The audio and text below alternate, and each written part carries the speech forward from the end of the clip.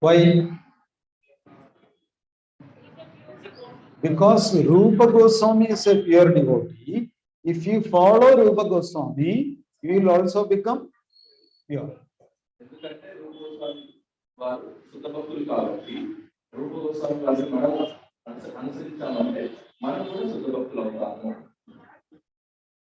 So remember this term. In Gaudiya Vaishnava Sampradaya, the devotees are known as what? Rupanugas. We are followers of Rupa Goswami.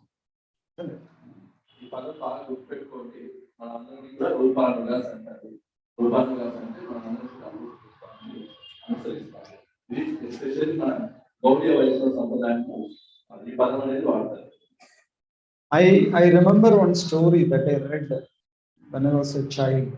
That is, one pious man, he was qualified to go to heaven. So suddenly he started going to heaven. Slowly he started to go up. So there was one friend who saw him. So he asked him, "Where are you going?" He said, "I am going to heaven. Can I come?" He said, "Yeah, you also come." Then how to come? He catch hold of him. So he caught his hand. So along with this man, the second man also started going up. Then a third man came. "Where are you two guys going?" "We are going to heaven." "You want to come?" "Yeah." "How do I come?" "Catch hold of me." So the third person caught hold of the second person. The fourth person caught hold of the third person.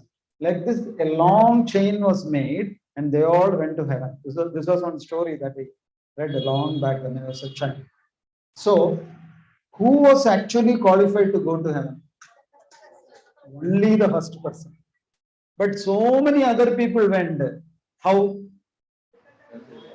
Because they followed the first person. So that is the secret.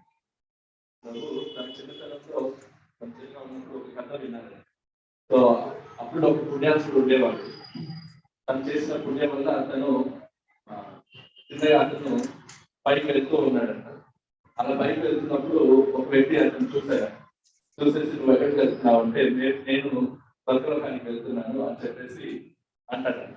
So అయితే ఆయన "నేను కూడా నీకు రావచ్చు" అంటే రాను అని చెప్పేసి అంటాడు. మరి ఎలా అంటే నన్ను పట్టుకో మరి కలిసి వెళ్ళిపోదాము. సో ఆ రెండో అతను కూడా మొదటి అతను పట్టుకుంటాను గట్టిగా. అయితే మొదటి వెళ్ళిపోతుంది. ఎందుకు అతను చూస్తాను. "మీరు ఎక్కడికి వెళ్తున్నారంటే" "నేను స్వర్గానికి వెళ్తున్నాను." "నేను కూడా రావచ్చు" అంటే రావచ్చు అంటే సరే ఎలా అంటే నన్ను మమ్మల్ని పట్టుకొని మీరు వస్తాను. సో అలాగా ఒకరిని చూసి ఒకరు చూసి అదంతా కూడా ఒక పెద్ద తాడులాగా అందరు కలిసి వెళ్ళిపోతా ఉన్నారు. సో ఈ రకంగా అందరు కూడా స్వర్గానికి వెళ్ళారు. నిజానికి వాళ్ళ అందరూ ఎలా స్వర్గానికి వెళ్ళగలిగారు? ఏ వ్యక్తి ద్వారా వెళ్ళగలిగారు? మొదటి వ్యక్తి ద్వారా. అయితే మిగతా వాళ్ళందరూ కూడా ఎలా వెళ్ళగలిగారు? అందరిని అనుసరించారు కాబట్టి. సో అలాగా మనం కూడా ఒక శుద్ధ భక్తులు మనం అనుసరిస్తూ వెళ్ళాలంటే కూడా మనం కూడా వైకుంఠానికి వెళ్ళడానికి అనుకుంటున్నాం. That's why in the scriptures they say Mahajana Yena Gadassa Pantha. What does that mean? Mahajana Yena Gadassa Pantha. Pantha means path. If you follow the path of Mahajanas, then you can easily go back to. So శాస్త్రాల్లో ఈ పదం వాడతారు. మహాజన Yena Gadassa Pantha. అంటే మనము మహాజనులని అనుసరించాము అంటే మనం కూడా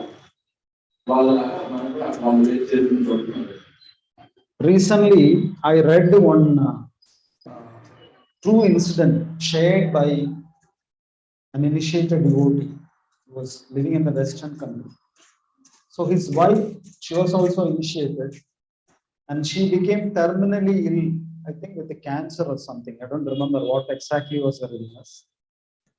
So after a few months, she became bedridden, and then she was a simple devotee. She was serving in a temple.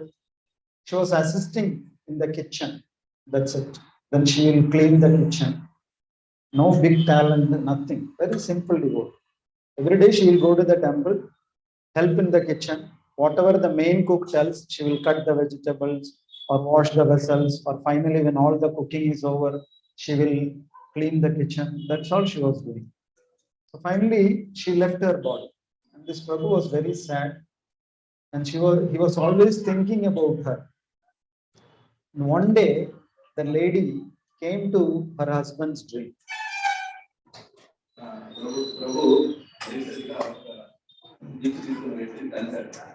So ఆ వ్యక్తికి ఒక భార్య ఉంది, ఆమె కూడా భక్తుల. అయితే ఆ భక్తులను వచ్చేసి తన చివరి రోజుల్లో ఉంటారు. ఆమెకి ఏదో రోగం వచ్చింది, క్యాన్సర్ లాంటిది అని చెప్పేసి ప్రభు అంటున్నారు. సో అయితే ఆమె గుడిలో సేవలు చేసేది కాదు, ఆమె కిచెన్ లో హెడ్ ఏమైతే చెప్తారో ఆ సేవలు చేసేదంట. అంటే మనం కూడా చేస్తుంటాం కదా, వెజిటబుల్ కటింగ్ ఇలాంటివన్నీ చేసుకోవచ్చు. అయితే ఒక రోజు ఆమె చనిపోయింది. సో ఆమె చనిపోయేసరికి ఆ ప్రభుజీ చాలా చాలా బాధపడుతూ ఉన్నాడు. అయితే ఒక రోజు ఆ ప్రభుజీ కల్లో ఆ మాతాజీ వస్తారు. So this Mataji came in the dream and told her husband, "Why are you sad? No, don't worry about me. I have reached Krishna's place, and I would like to share one secret with you." And she said, "You just need to follow Srila Prabhupada's simple procedure. You don't have to become a big devotee in ISKCON. You don't have to become a big leader in ISKCON. You don't have to become a temple constructor. You don't have to become anything big in ISKCON. You just follow Srila Prabhupada's instructions. You can go back to Godhead. My life is a best example for that." She said that and she disappeared. Mataji ఎందుకు నువ్వు బాధపడుతున్నావు అని చెప్పేసి అడుగుతున్నాను. అడిగినప్పుడు ఆయన జరుగుతున్నాను అంటే ఇంకో విషయం తెలుసా, ఆల్రెడీ నేను గోలోకానికి వెళ్తాను, నువ్వు నా గురించి అంత బాధపడ్డాను. అయితే నువ్వు కూడా గోలోకానికి ఎలా రావాలో చెప్తాను. ఏంటో తెలుసా సీక్రెట్ అంటే, ఆ రాష్ట్రం ఏంటంటే ప్రభుపాద వారు ఏదైతే చెప్పారో దాన్ని నువ్వు చక్కగా అనుసరించు, అంతే. నువ్వు ఖచ్చితంగా గోలోకానికి వెళ్ళగలుగుతావు. నువ్వు దీనికోసము ఇస్కాన్లో పెద్ద పెద్ద లీడర్ అవ్వాల్సిన పని లేదు, గురువులు కట్టాల్సిన పని లేదు, ఇంకా ఏమేమో చేయాల్సిన పని లేదు. సింపుల్ సీక్రెట్ ఏంటంటే ప్రభుపాద మనం చెప్పిన విషయాలు చక్కగా ఫాలో చేయడం. ప్రభుపాద చెప్పినది 16 నాలుగు జపం చేయడం, 4 నియమాలు పాటించడం, చక్కగా భగవద్గీత భాగవతం వినడం, చదవడం, ఇది చేయడం. ఇది చేస్తే చాలా అన్నట్టు. So this is a true incident. Why I am sharing this with you is, sometimes when I go to different places for preaching, some devotees come to me and say, "Prabhuji, I am not so educated. Chaduvaradu." They will show like this because I don't understand very. You know what is the meaning of this? Yeah. So I am a simple person. Can I go back to God? No, I don't. I cannot give big class. I cannot lead a kirtan. Then I asked Mataji, "What do you do?" "I do simple things. I clean the temple floor. I make garlands." How will they go back to God? They are worried. They think only if you do big things, be big leader, every day distribute 1,000 books, this, that, then only they will go back to God. Nothing like that. You be sincere. Whatever seva you are doing, you do with the love for Krishna. Then you will go back to God. The Srila Prabhupada's formula is very, very, very effective and powerful. You just follow his instructions in whatever way you can, with the full sincerity, you will go back. ప్రభు యాక్చువల్గా అప్పుడప్పుడు ప్రచారం చేయడానికి ఒక ప్రదేశానికి వెళ్తూ ఉంటారు. ప్రభు కొంతమందికి కలుస్తూ ఉంటారు, వాళ్ళందరూ అడుగుతూ ఉంటారు అన్నమాట. ప్రభుజీ, నేను పెద్దగా క్లాసులు ఇవ్వలేను, సో నేను వేరే కానీ నాకు ఈ క్లాసు ఇప్పుడు అర్థం కాదు, మరి నేను భగవంతుని చేరగలుగుతానా అనే ప్రశ్నలు చాలా మంది అడుగుతూ ఉంటారు. సో దానికి ప్రభుపాద వారు ఇచ్చిన ఈ సింపుల్ ఇన్స్ట్రక్షన్స్ మనం సుఖంగా సిన్సియర్గా మనం ఫాలో అవుతే చాలు. మనం ఏది పెద్ద పెద్ద వాటికి చేయాల్సిన పని లేదు. అయితే మనం ఏదైతే సేవ చేస్తున్నామో అది కృష్ణుడికి ప్రేమతో మనం చేస్తాము అంటే మనం ఖచ్చితంగా భగవద్ధానం చేయాలి. In Ramayana, Vibhishana gave Upadesham to Ravana. He said, my dear brother, it is adharma to capture somebody else's wife. You have done a big sin. So better you take Sita and leave her at Rama's place. Beg his forgiveness. That is what you should do. So like this, Vibhishana was always advising Ravana. But Ravana never listened to Vibhishana's advice. So finally, what did Vibhishana do? He left. He left everything and went to Rama's place. రామాయణంలో మనం గమనిస్తాము విభీషణుడు ఎప్పుడు కూడా రావణాసుడికి హితబోధ చేస్తూ అన్నగారు పరుల భార్యని అపహరించడం చాలా పెద్ద అపరాధం, అది పెద్ద నేరం. ఇప్పుడైనా ఆమెని వాళ్ళ భర్త దగ్గర వదిలేసి ఈ పాపం మీరు కట్టుకోండి, దాని ద్వారా మీరు రక్షించబడగలుగుతారు అని చెప్పేసి ఎన్నోసార్లు హితబోధ చేస్తారు. కానీ రావణుడు వింటాడా? వినడు. సో తర్వాత చెప్పి తనకు సాయం చేయి. తర్వాత విభీషణుడు ఏం చేస్తాడు? ఎక్కడికి వెళ్తాడు?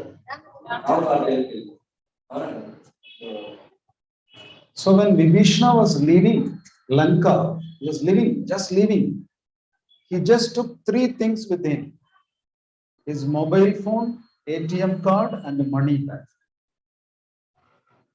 Is that correct? విభీషణుడు లంక నుంచి వదిలి వెళ్ళేటప్పుడు విభీషణుడు తనతో పాటు ఏదో తీసుకెళ్ళాడు: mobile phone, ATM card, money purse. తీసుకెళ్ళారా? అవి తీసుకెళ్ళారు. Right? If these 3 things are there, we are secure and we are protected. మూడు మన దగ్గర ఉన్నట్టు మనం భద్రంగా ఉన్నాము. Is that correct? No?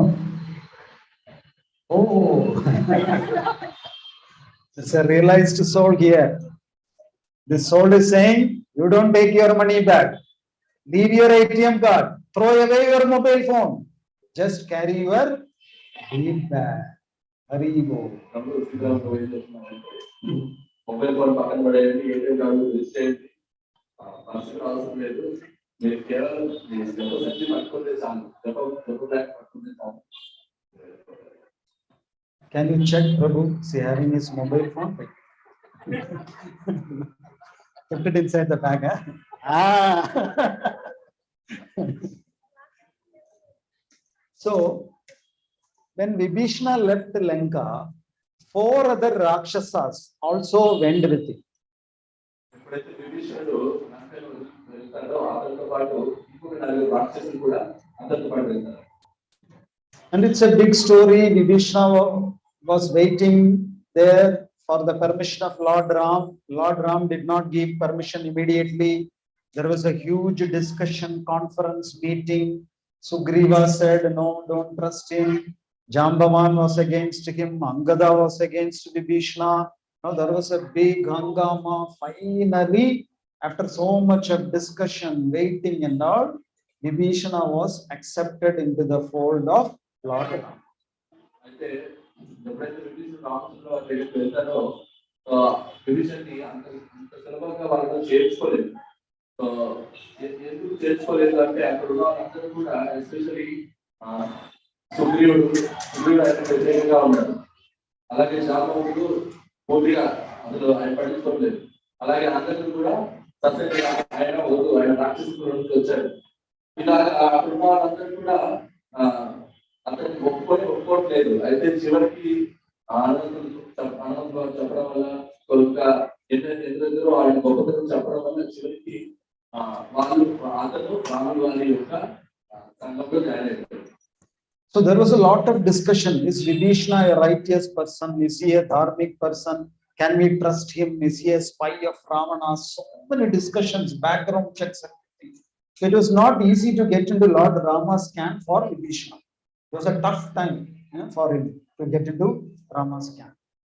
విభీషణుని ఎందుకు వాళ్ళందరూ యాక్సెప్ట్ చేయలేదంటే వాళ్ళందరూ అనుకుంటున్నారనమాట, ఆయన ధర్మవంతుడు కాదు, ఆయన రాక్షసులు వేరే ఆయన రావణాసుడి యొక్క గూఢచారి ఉండొచ్చేమో, ఇలాంటివన్నీ పెట్టుకొని మనము అదే మనకు అందులో ఒక శత్రువు నుంచి వచ్చాక అతను ఎలా మనం నమ్ముతాం అందరిలో ఇలాంటి డిస్కషన్స్ మొదలెట్టారు. And finally, when Vibhishana was given entry into Rama's team, the four Rakshasas who followed Vibhishana, they also entered into Rama's team, and nobody discussed about these four Rakshasas. Nobody did any background checks. Nobody doubted whether these Rakshasas are righteous or spies or good men, bad men, nothing. They were simply given free entry. Why?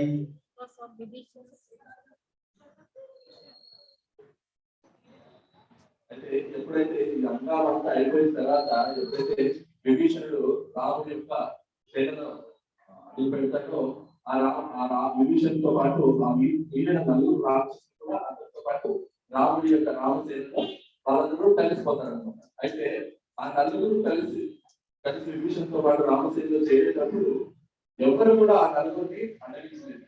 వీళ్ళు మంచోళ్ళ, చెడ్డోళ్ళ, వీళ్ళు రాక్షసుల, ఇలాంటివి ఏమి కూడా encourage చేయలేదు. మరి ఎందుకు విభీషణ అంతా ఎంకరేజ్ చేశారు, మరి ఈ నలుగురిని మాత్రం అలా వదిలిపెట్టారు? కారణం ఏంటి?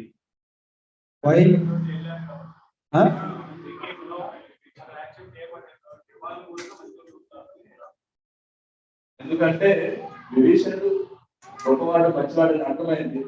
విభీషణతో వీళ్ళు నలుగురు వచ్చారు అంటే వాళ్ళు కూడా మంచి వాళ్ళే అని చెప్పేసి అలాగ అర్థం చేసుకొని వాళ్ళందరూ ఎంకరేజ్ చేయడం ఆపేశారు. So the secret is follow a your things are very easy. దీంట్లో రహస్యం ఏంటంటే శుద్ధ భక్తుల్ని మనకు అనుసరించామా అయిపోయింది. మనం కూడా అయిపోయాడు. I have a personal experience. Once I was a assistant of His Holiness Bhakti Brajendra Nandan Swami. I don't know whether you know that Maharaj. You know him? ఒకసారి ఇదొకటి ఎక్స్పీరియన్స్ అయ్యాలని చెప్తున్నారు. ఒకసారి ప్రభు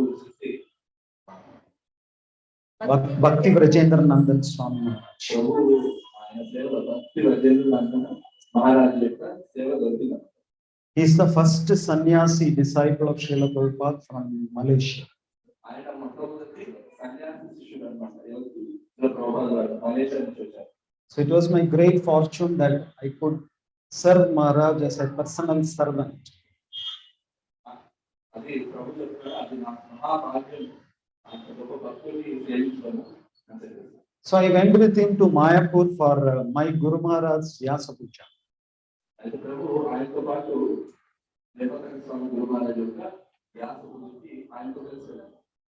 So after the Vyasa Puja is over, every year my Guru Maharaj will host a big feast for all his god brothers.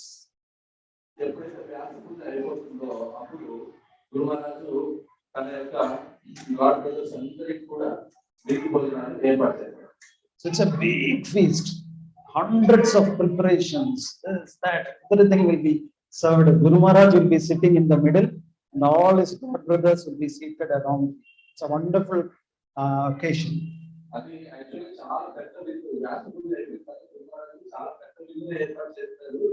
So ఈ వీటిలో 100 రకాల varieties ఉంటాయి.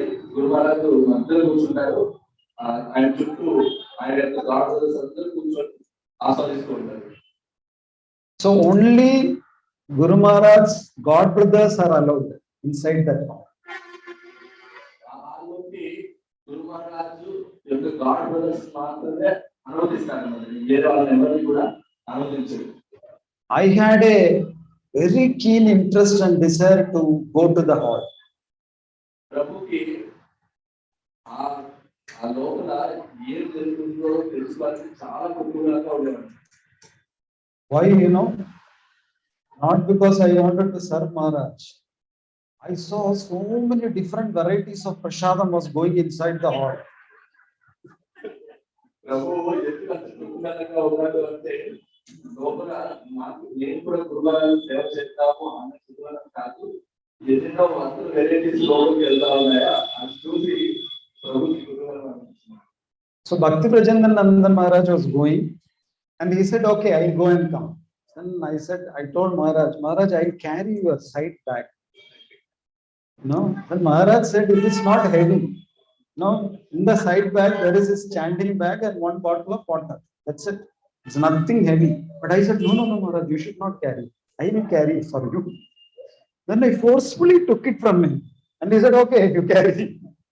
అయితే భక్తులందరూ మహారాజు వాళ్ళంటే రోడ్లోకి వెళ్తా ఉంటే ప్రభు వచ్చేసి మహారాజ్ నేను మీతో వస్తాను, నాకు ఈ బ్యాగ్ ఇచ్చేయండి, నేను కూడా మీతో వస్తానంటే ఇదేమి పెద్ద బరువు లేదు, ఇందులో ఏమవుతుంది మహా అంటే ఒక వాటర్ బాటిల్, ఒక ఫీడ్ బ్యాగ్, ఎందుకంటే లేదు ప్రభు, మహారాజ్ నేను మీతో పాటు వస్తాను, నేను దీన్ని క్యారీ చేస్తాను అని చెప్పేసి ప్రభు తన చేసి తీసుకొని తన చేతిలో పెట్టుకొని మహారాజుతో పాటు వెళ్ళగలుగుతుంది. So there were two people stationed at the entrance of the hall. They will check. Only God brothers are allowed inside. So Maharaj walked fast and he went inside and they stopped him. అయితే ఆ రూమ్లోకి వెళ్ళే ముందు అక్కడ ఇద్దరు వ్యక్తులు ఉంటారు జైలులాగా. So వాళ్ళు కేవలం గురు మహారాజ్ చెప్పి గాడ్ బ్రదర్స్ మాత్రమే అలౌ చేస్తారు, ఎవరు అలౌ చేయరు. అయితే భక్తుల మహారాజు మాస్టర్ వెళ్ళిపోయారు, అయితే ప్రభు మాత్రం చిక్కిపోయారు. So they asked, where are you going? I said, I am Maharaj's back. I don't know what to say. అయితే ఆయన అడిగారు, ఎవరు ఎక్కడికి వెళ్తున్నావు అంటే ప్రభు వచ్చేసి అంటే నేను మహారాజు అనే చేసి మోస్తున్నాను అంటే ప్రభు వాళ్ళు వదలట్లేదు. So that devotee standing in the hall said, this is Maharaj's bag. I said, yes. Okay, give it to me. I will give it to Maharaj. అయితే అక్కడ భక్తులు చూసేసి అది మహారాజు వారి చేసా అయితే నాకు నేను తీసుకెళ్ళిపోతానని చెప్పేసి ఆయన తీసుకెళ్ళి. I thought, oh my gosh, all my plan is gone. I thought I was very smart. They will allow me inside because I am man. Then I said, Maharaj. Then Maharaj understood. Leave him. He said. And then since Maharaj told, they left me inside. And that was the biggest feast that I had attended in my life. అయితే ఇంకా ప్రభుకి ఎలాంటి chance లేకపోయింది. వాళ్ళు అడిగించేశారు. అయితే ప్రభు అంటారు, నేను ఎంతో స్మార్ట్ గా ప్లాన్ చేశాను, సో నాకు కూడా ఆ విందులో పాల్గొనడానికి అవకాశం అవుతుందని చెప్పేసి అనుకున్నాను. నా ఆశలన్నీ కూడా అడియాసలు అయిపోయాయి. ఇప్పుడు నేను ఏం చేయాలని మహారాజు పక్క దీనంగా చూస్తూ ఉంటే మహారాజు తెలియజేసి ఆయన వదిలేసారు, ఆయన కూడా లోపు అని చెప్పేసి చెప్పగానే వాళ్ళు వదిలేసారు. మహారాజు చెప్పలేదు, అందుకే వదిలేసారు. సో అప్పుడు ప్రభు చక్కగా అడుగులోకి ఎంతో ప్రభు చెప్తున్నారు, నా జీవితంలో అన్ని వెరైటీస్ అంత పెద్ద ఎప్పుడు చూడలేదు, కానీ ఇది it was not only the biggest feast for the stomach, it was also the biggest feast for the eyes. So many sannyasis, exalted devotees, and in the middle our Guru Maharaj is there. It's like going to Vaikunta. అది మన పొట్టకే విందు కాదు, అది కన్నులకు కూడా విందుగా ఉంది, video విందుగా ఉంది. ఎందుకంటే రోజులో సభలో గురు మహారాజు చుట్టూ ఎంతో మంది గొప్ప సన్యాసులు, అలాగే గురు మహారాజు యొక్క బాధ్యతలు అందరూ ఉన్నారు. సో వాళ్ళు చూస్తూ ఉంటే వైకుంఠంలో ప్రవేశించినట్టుగానే ఉంది అని. So how I got entry, I was not personally qualified, but then I followed a అంటే ప్రభుకి ఆ సభలోకి ఎలా ప్రవేశించింది, ఆయన క్వాలిఫికేషన్ వల్ల వచ్చిందా లేదు, ఆయన ఒక సుఖ భక్తులకి అనుసరించాడు కాబట్టి ఆయనకి ఆ ప్రవేశం దొరికింది. So we have to have a pure devotee to follow. That's why it's very important to take initiation from a bona fide Guru Shishya Parambara. అందుకనే మనం కూడా సుఖభక్తుల యొక్క సాంగత్యంలో ఉన్నది, అలాగే సుఖభక్తుల దగ్గర నుంచి దీక్ష తీసుకోవాలి. ఎలాంటి సుఖభక్తుల దగ్గర తీసుకోవాలంటే ఒక శుద్ధమైన గురు శిష్య పరంపర నుంచి మనం దీక్షించుకోవాలి. So it's also known as Sampradaya, Guru Shishya Sampradaya. దీన్ని గురు శిష్య సాంప్రదాయం కూడా. The word Sampradaya is full of esoteric meanings. Actually, we can divide it into three. That is, you just mentioned Sampradaya. సంప్రదాయానికి ఒక అద్భుతమైన అర్థం అనేది ఉందంటున్నారు. ఈ సంప్రదాయం అంటే That is, Sampradaya also means Parampara, But the word sampradaya, the acharyas have divided in this way. In Sanskrit, dayam, there is a word called dayam. Dayam means wealth. Wealth.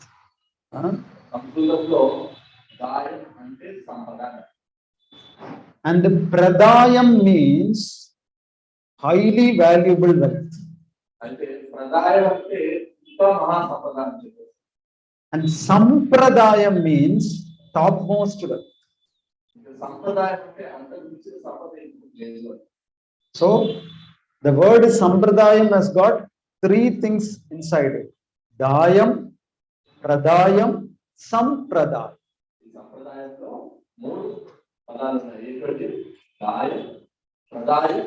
Sampradayam. Yes. So dayam means wealth. Pradayam means very valuable wealth. Sampradayam means most valuable wealth.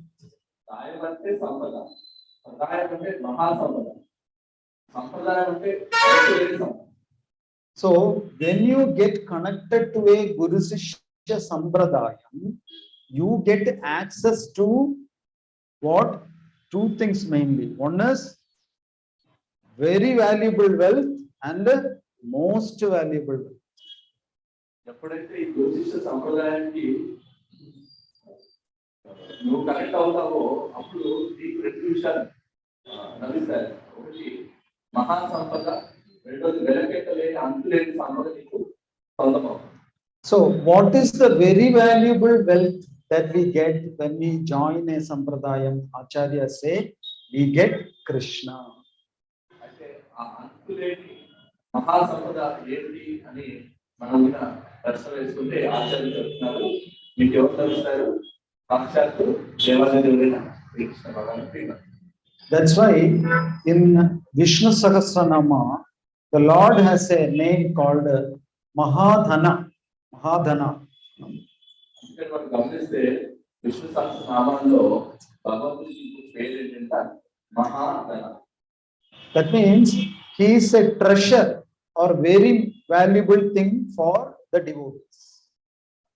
అర్థం ఏంటంటే ఆయన భక్తులకి అంతులేని సంపద, ఎంతో విలువైన వాడు అని చెప్పారు. So if Krishna is very valuable, then what is most valuable? We said when we join a sampradayam, we get pradayam as well as sampradayam. Pradayam means very valuable wealth and the sampradayam means most valuable wealth. If Krishna is only very valuable wealth, then what is most valuable wealth?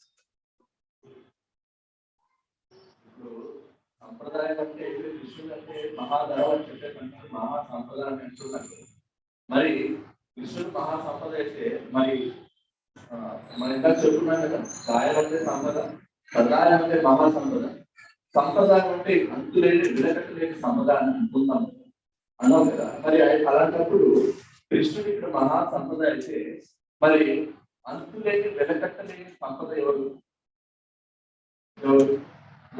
Guru. That's why Vishnu Sahasranama says Mahanidhi. There Krishna is considered as Mahanidhi because devotees consider Krishna as Mahanidhi and Krishna considers devotees as Mahanidhi. Understood? Devotees consider Krishna as Mahanidhi. Mahanidhi means very valuable treasure. And Krishna considers devotees as Mahanidhi. మహానిధిగా Vishnu సహస్రనామంలో చెప్తారు. భక్తులు కృష్ణుని మహానిధిగా భావిస్తారు. అలాగే కృష్ణుడు కూడా తన భక్తులందరినీ కూడా ఆయన కూడా ఎలా భావిస్తాడు? వీళ్ళందరికీ మహానిధిగా భావిస్తారు.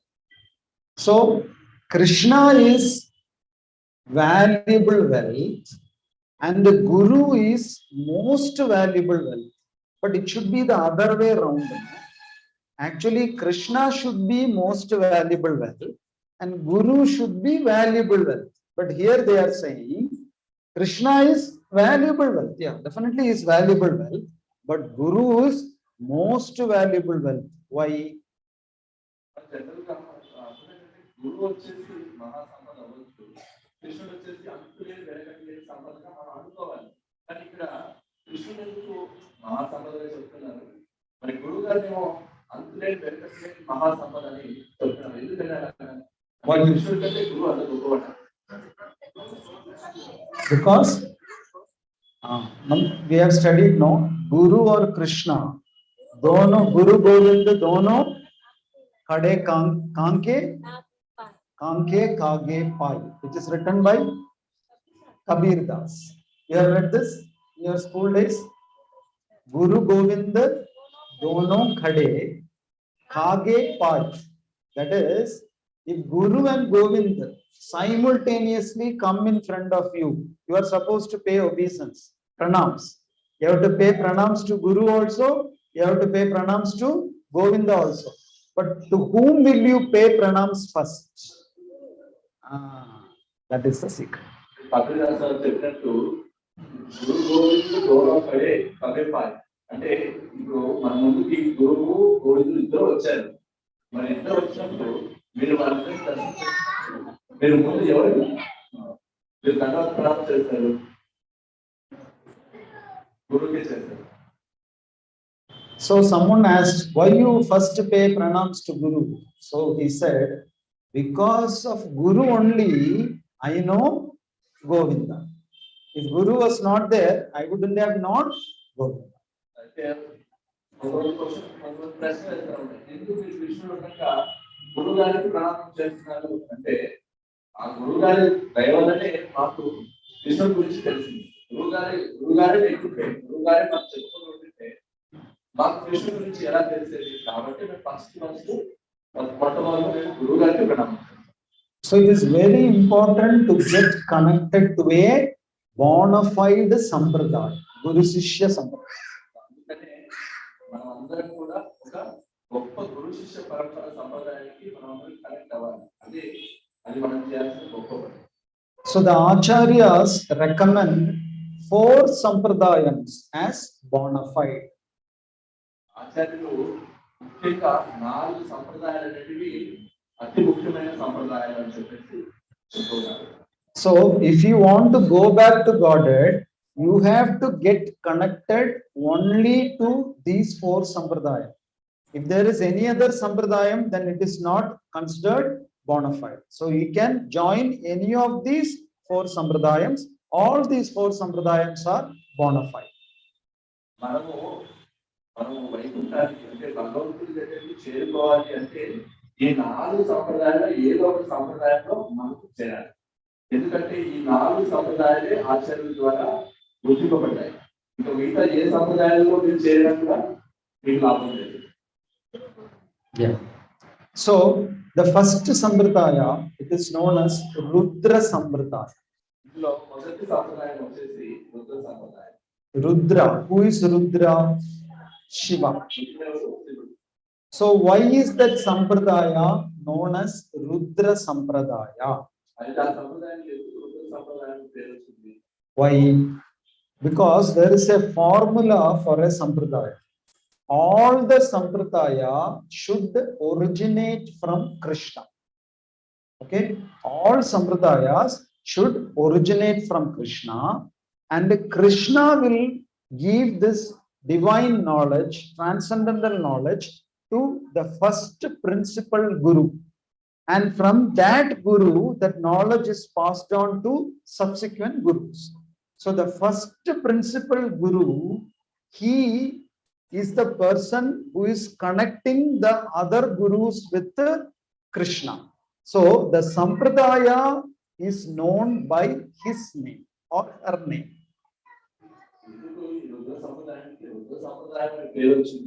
మొట్టమొదటిగా ఇవన్నీ కూడా మొట్టమొదటి ఎవరి నుంచి స్టార్ట్ అవ్వాలంటే శ్రీకృష్ణ భగవాన్ నుంచి స్టార్ట్ అవ్వాలి, ప్రారంభం అవ్వాలి.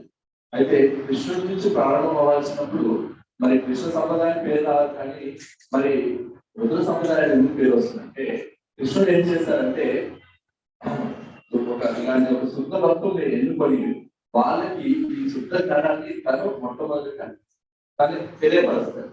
అలా తెలియపరిచిన తర్వాత ఆ వ్యక్తి, ఆ శుద్ధ భక్తుడు లేదా ఆ గురువు ఆ సంప్రదాయంలో వచ్చే మిగతా గురువులందరికీ కూడా ఆ జ్ఞానాన్ని తెలియజేస్తారు.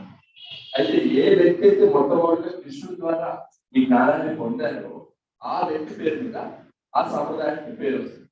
అలాగా ఈ సంప్రదాయానికి మొట్టమొదటిగా శివుడు భగవంతుడి నుంచి జ్ఞానం పొందారు కాబట్టి ఆయన రుద్రుడు అంటారు కాబట్టి ఈ సంప్రదాయానికి Rudra.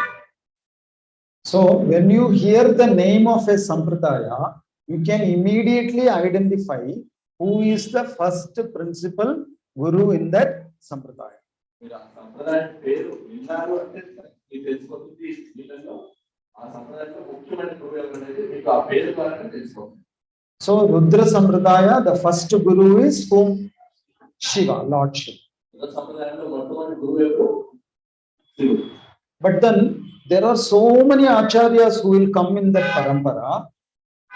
So there are so many names, but even then Vishnu Swami is considered as a principal guru or a main acharya in Rudra Sampradaya.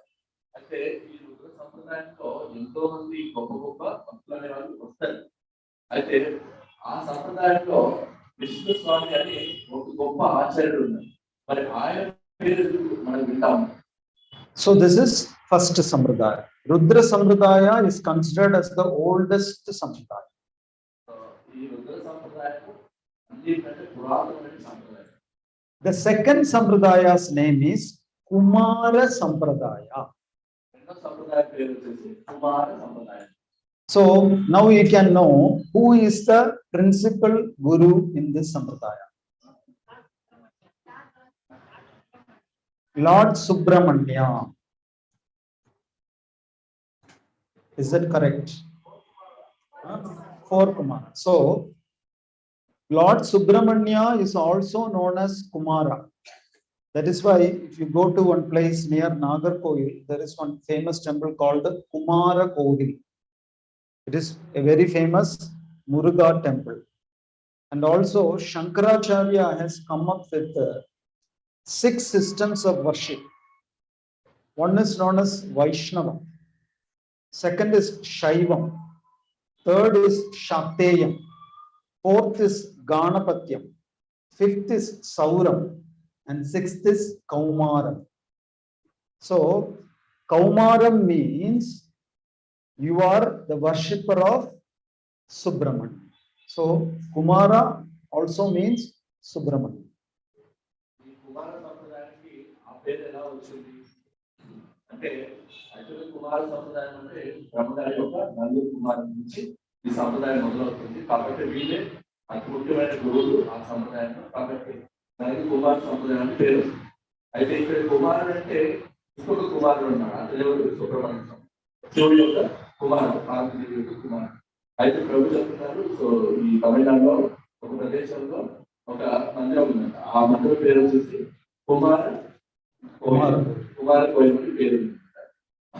అయితే శంకరాచార్య వారు ఈ 6 పదాలను ఉపయోగించాలని చెప్పేసి ప్రభు చెప్తున్నారు. వాళ్ళలో ఆ 6 పదాల్లో ఒకటి వైష్ణవం, రెండోది శైవం, మూడోది శాక్తేయం, Ganapatyam, నాలుగోది గానపత్యం, ఐదోది Shauram, సౌరం, ఆరోది Kaumara.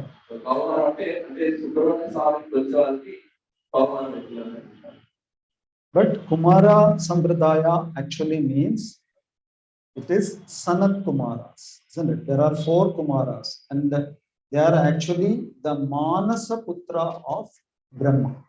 కుమార సంప్రదాయం అంటే ఇది మొదలైన ఎవరు అంటే బ్రహ్మగారి యొక్క నలుగురు కుమారులు.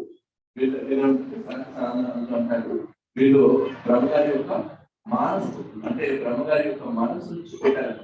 Sanaka Sanadana Sanat Sananda. కనక సనాతన కనక సనంద. So these are the 4 Kumaras. వీళ్ళు నలుగురు కుమారులు. So Krishna first gave this knowledge to these Kumaras and from them it was subsequently handed over to other gurus. So this Sampradaya is known as Kumara Sampradaya. And the main principal Acharya who later on came was Nimbarka Acharya or Nimbarka Swami. మొట్టమొదటిగా ఈ సంప్రదాయంలో ఈ నలుగురు కుమారులకి భగవంతుడు శ్రీకృష్ణ భగవానుడు ఈ జ్ఞానాన్ని ఇచ్చాడు. ఆ జ్ఞానము ఆ పరంపరలో ఎంతో మంది భక్తులకు ఎంతో మంది కూడా వెళ్ళింది. అయితే ఈ పరంపరకి ముఖ్యమైన ఆచార్యులు ఎవరు అంటే భాష రాసిన ఆచార్యులు ఎవరంటే నిర్మాణ ఆచార్యులు, హిందూ సముదాయానికి ఆచార్యులు విష్ణు స్వామి. And the third sampradaya is Sri Sampradaya. మూడో సంప్రదాయం వచ్చేసి శ్రీ సంప్రదాయం. Sri means who is the principal guru? Lakshmi. ఇక్కడ శ్రీ సంప్రదాయం అంటే ఎవరు గురు? Lakshmi. That's why the Lord has got a name. What is the name of the Lord? Connected with the Sri. Sripati, Srinivasa, Sri. Any other names? Huh? Sri Venkatesha. So Sri means Sri Dharan, isn't it? Sri Valsam. Why it is known as Sri Valsam? What is Sri Valsam? Vakshastalam. Valsam is derived from Vakshastalam. So Sri is residing there. That is why it is known as Sri Valsam. Sri Kant, Sri Nath, Sri Vallabha, so many names. Yeah. భగవంతుడి ఈ పేరుతో పిలుస్తారు. Srinivasa, Shri Vallabha, Sridhara. So ఇప్పుడు ప్రభు చెప్పిన పేరు శ్రీ వత్సం. ఎందుకు అంటే ఆ భగవంతుడి యొక్క హృదయంలో అమ్మవారిని చూస్తారు. అందుకని శ్రీ అంటే ఇక్కడ లక్ష్మీదేవి. కాబట్టి భగవంతుడికి ఆమె పేరుతో ఆయన పేరుని ముడిపడి ఉంది. అందుకని ఆయన్ని శ్రీనివాస, శ్రీధర అని పిలుస్తారు. So in this sampradaya, Krishna did Jnanopadesham first to whom? To Lakshmi Devi. And Lakshmi Devi gave that knowledge to other acharyas. ఈ సంప్రదాయంలో శ్రీకృష్ణ భగవానుడు మొట్టమొదటి ఎవరికి ఉపదేశం చేశారు? సో లక్ష్మీదేవి. సో లక్ష్మీదేవి ఏం చేసింది? ఆ సంప్రదాయంలో వచ్చి గురువులందరికీ కూడా అలాగా ఉపదేశం. And the prominent acharya in this sampradaya is Ramanujacharya. ఈ సంప్రదాయానికి ముఖ్యమైన ఆచార్యులు ఎవరంటే Ramanujacharya. Ramanujacharya is known by so many names. Emperor, there are so many names, but generally he is known as Ramanujacharya. రామానుజాచార్యునికి చాలా పేర్లు ఉన్నాయి. సో అందులో ఒకటి ఎంపరర్. అయితే ముఖ్యంగా రామానుజాచార్య అనిపించింది Ramanujacharya. So mostly if you see in Tamil Nadu, if you go, you can mostly see Sri Sampradaya followers. And you can identify them by looking at their tilak. ఈ శ్రీ సంప్రదాయం అంటే ఎక్కువగా ఎక్కడ కనపడుతుందంటే తమిళనాడులో మనం కనపడుతుంది. అయితే వాళ్ళు ఎలా గుర్తిస్తాము అంటే వాళ్ళు వేసుకుని వాళ్ళు ధరించి తిలకం కట్టి మనం గుర్తుపడతాం. So the tilaks are different. For example, in Sri Sampradaya, there will be a red mark, isn't it, in the middle. So what does that indicate? That red mark? Sri Devi. ఈ శ్రీ సంప్రదాయంలో వాళ్ళు ధరించే తిలకంలో మధ్యలో ఏముంటుందంటే ఎరుపు గీతం. ఈ ఎరుపు గీత దేనికి నిదర్శనం? Lakshmi. And also, it's not followed nowadays so strictly. In olden days, they used to do something called Samashanam for Sri Sampradaya. That is, when you are taking initiation from their acharyas, they will give Shankh Chakra Mudra in your body. ఇప్పుడు ఇప్పుడంటే అది కేవలం చూస్తున్నారంటే గురువులకు తెలియదు. చాలా చక్కగా పాటించేవాళ్ళు. ముఖ్యంగా వాళ్ళకి దీక్ష తీసుకునేటప్పుడు వాళ్ళ భుజాల పైన శంఖము మరియు చక్రం యొక్క ముద్రలు వేశారు. You know how they give that mudra?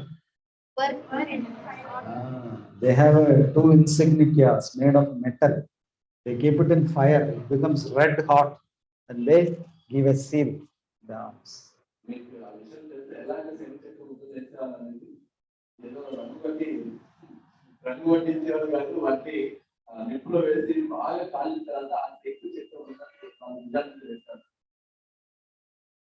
So, how many sampradayas we talked about?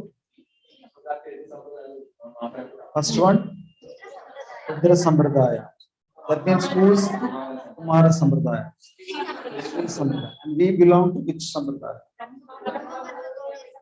So we belong to Brahma, Madhva, Gaudiya, Vaishnava Sampradaya.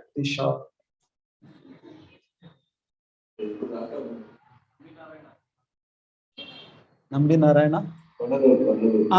Yeah. So Prabhu is reminding me of that past time.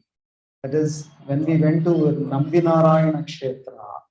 If you had closely observed the deity there, the Narayana there, normally the Lord Narayana will hold Shankh Chakra like this, but there he is holding like this, Shankh and Chakra.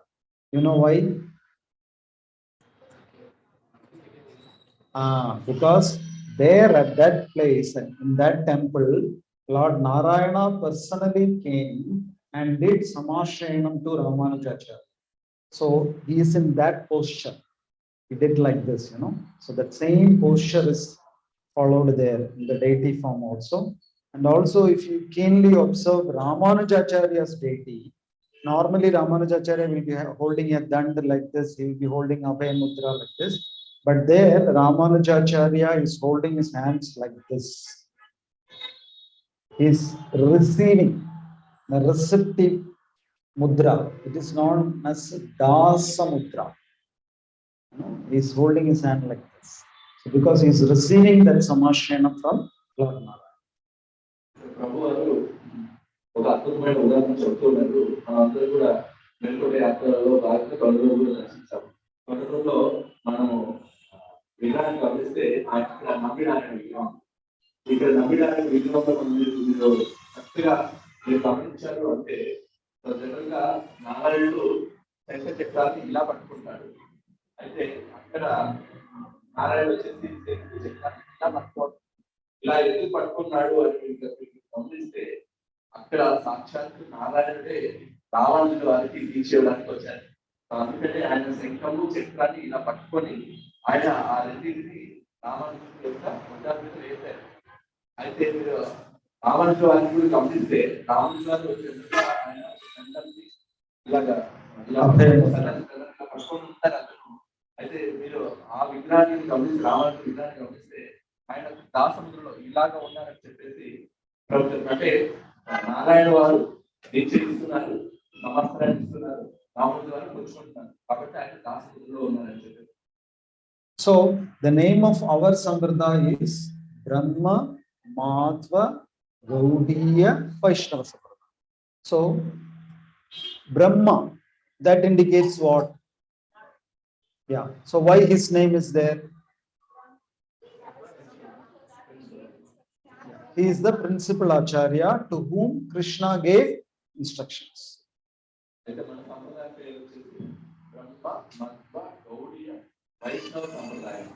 అయితే ఎందుకు బ్రహ్మగారితో మొదలైన ఈ సంప్రదాయం? ఎందుకంటే మొట్టమొదటిగా శ్రీకృష్ణ భగవానుడు ఈ సంప్రదాయంలో బ్రహ్మగారికి ఉపదేశిస్తారు కాబట్టి ఈ సంప్రదాయంలో బ్రహ్మగారు ఉన్నారు. Okay, and the interesting thing is, normally when we hear someone saying the Guru did Upadesham to the Sishya, what comes to our mind is the Guru will sit and the Sishya will sit in front of the Guru and the Guru will speak and the Sishya will listen and some Sishyas will take notes like this. You know, that is how Upadesham is done. But with the Brahma, nothing like this happened. ఇందులో విచిత్రం ఏంటంటే ఎక్కడైనా ఉపదేశం అనేది జరుగుతుందంటే గురువు గారు బయట కూర్చుంటారు, శిష్యులందరూ తిరిగి కూర్చుంటారు. సో గురువు గారు ఉపదేశిస్తున్నప్పుడు శిష్యులందరూ కూడా ఇలాగా మనం చూసినట్టు చక్కగా సో అలాగా ఉపదేశం అంటే అలాగా ఉంటుంది. మరి బ్రహ్మగారికి ఉపదేశం అలాగే ఇచ్చారు శిష్యుడు. When Brahma was created, unfortunately, he did not have any brothers or sisters. He was a single child of Lord. ఎప్పుడైతే బ్రహ్మగారిని సృష్టించారో బ్రహ్మగారితో పాటు ఆయన ఎవరు కూడా సహోదరులు కానీ ఎవరు లేరు, ఆయన ఒకరే ఉన్నారు. And more worse than that, he did not even have a mother also. ఇంకా దారుణం ఏంటంటే ఆయన తల్లి కూడా లేదు. That is why Brahma has also got another name, Padma Sambhava. కాబట్టి బ్రహ్మగారికి ఇంకో పేరు ఉంది, ఈయన పేరు పద్మ సంభవ. So who is the mother of Brahma? If someone asks, what you can say? Lotus flower. మిమ్మల్ని ఎవరైనా బ్రహ్మగారి యొక్క తల్లిగారి పేరు ఏంటి అని మిమ్మల్ని అడిగితే ఏం చెప్తారు? ఆత్మ. And who is the mother of Lord Narasimhadev? నరసింహదేవి తల్లి పేరు ఏంటి? Pillar Sambhava. He is known as Stamba Sambhava. Narasimhaswamy ఆయన స్తంభం స్తంభం. So Brahma was confused. Who am I? What am I doing here? And when he looked around, nothing. He looked down, nothing. Nothing is what was around him. So he was confused, and suddenly he heard a word, tapa, tapa, tapa. బ్రహ్మగారు మొట్టమొదటి సృష్టించబడినప్పుడు ఆయనతో పాటు ఎవరు లేరు. ఆయన కింద చూస్తే ఎవరు లేరు, పైన చూసినా ఎవరు లేరు, అనుమతిలో చూసినప్పుడు ఎవరు లేరు. అయితే ఆయన దిగులు వచ్చేది నేను ఏం చేయాలి అని. అలాంటి సమయంలో తాప తాప తాప అని ఈ పదం వినపడింది. So what does tapa means? We have heard sapa, sani, dapa. Dapa we have got is tapa.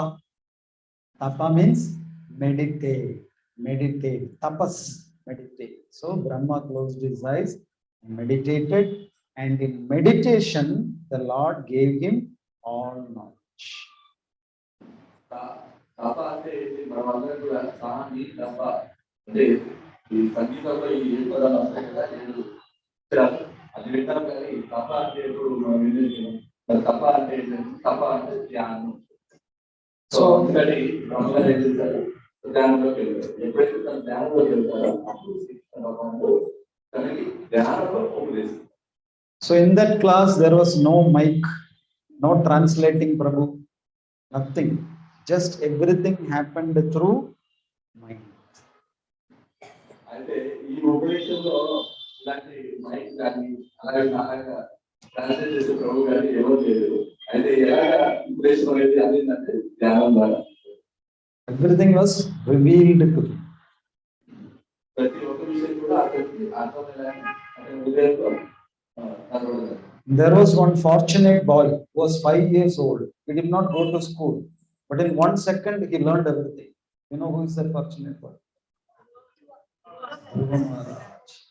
Hey Dhruva, he is busy.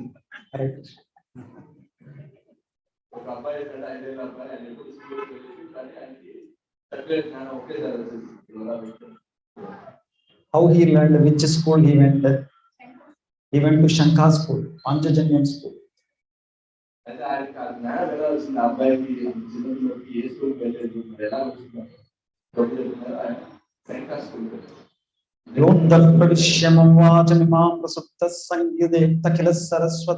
Like that he started reciting wonderful Dhruvas to thee, because the Lord touched his cheek with the Panchajanyam.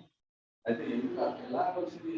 దేవుడికి ఏ school లేదు, ఏ teacher లేదు, మరి ఎలా వచ్చిందంటే మొట్టమొదటిగా ఆయనకి విష్ణుమూర్తి తన యొక్క శంఖంతో ఆయన యొక్క బుద్ధని స్పృశించాడు. ఎప్పుడైతే ఆ బుద్ధని స్పృశిస్తాడో ఆయనకి ఇలాంటి అద్భుతమైన జ్ఞానం. It is mentioned in the Puranas that when Dakshinamurti used to come, now Dakshinamurti is actually Lord Shiva. So when Dakshinamurti comes, all the rishis will come and sit in front of him because he gives jnanam. But Dakshinamurti will not speak a word. He will sit under a banyan tree and he will simply look at the faces of the rishis. The rishis will nod their head. That's it. He will get up and go. Rishis will also get up. శాస్త్రాల్లో దక్షిణామూర్తి చెప్పబడు. దక్షిణామూర్తి ఎవరంటే ఆయన సూర్య యొక్క అంశ. ఎప్పుడైతే దక్షిణామూర్తి వస్తారో ఆయన చుట్టూ కూడా ఎంతోమంది గొప్ప గొప్ప ఋషులందరూ కూడా ఆయనతో పాటు వచ్చి ఆయన ఈ దక్షిణామూర్తి వచ్చేసి ఒక మర్రి చెట్టు మీద కూర్చుంటారు. ఎప్పుడైతే మర్రి చెట్టు మీద ఆయన కూర్చుంటాడో ఆయన చుట్టూ అందరూ కూడా ఈ ఋషులందరూ కూడా కూర్చుంటారు. సో ఎందుకు కూర్చుంటారు అంటే మరి దక్షిణామూర్తి ఉపదేశాన్ని ఇస్తారా తన మాటల్లో లేదు. దక్షిణామూర్తి ఏం చేస్తారంటే ఈ ఋషులందరినీ కూడా తన యొక్క కళ్ళతో వీక్షిస్తాడు. ఎప్పుడైతే ఆయన వీక్షిస్తాడో ఋషులందరూ కూడా ఊపడతారు. ఇలా ఊపట్టిన తర్వాత దక్షిణామూర్తి ఆయనకి వెళ్ళిపోతాడు. అలాగే ఋషులందరూ కూడా వెళ్ళిపోతారు. అంటే తన వీక్షణం ద్వారా వీళ్ళందరికీ కూడా ఈ జ్ఞానం అనేది ఉద్దేశించబడుతుంది. So why did the rishis nod their heads? ఎందుకు ఋషులు ఊపడతారు, ఇలా తల ఊపుతారు? Because they understood. They understood everything. ఎందుకు అలా తల ఊపుతారంటే వాళ్ళకి అంతా. So not a single word is spoken. అయితే ఒక్క మాట కూడా మాట్లాడలేదు, కానీ వాళ్ళకి అర్థం. Actually, this happens in the families also. కుటుంబాల్లో కూడా మనం గమనిస్తూ ఉంటాం. Wife will look at the husband like husband will understand. No word needs to be spoken. Wife looks like that's enough. Dakshinamurtis.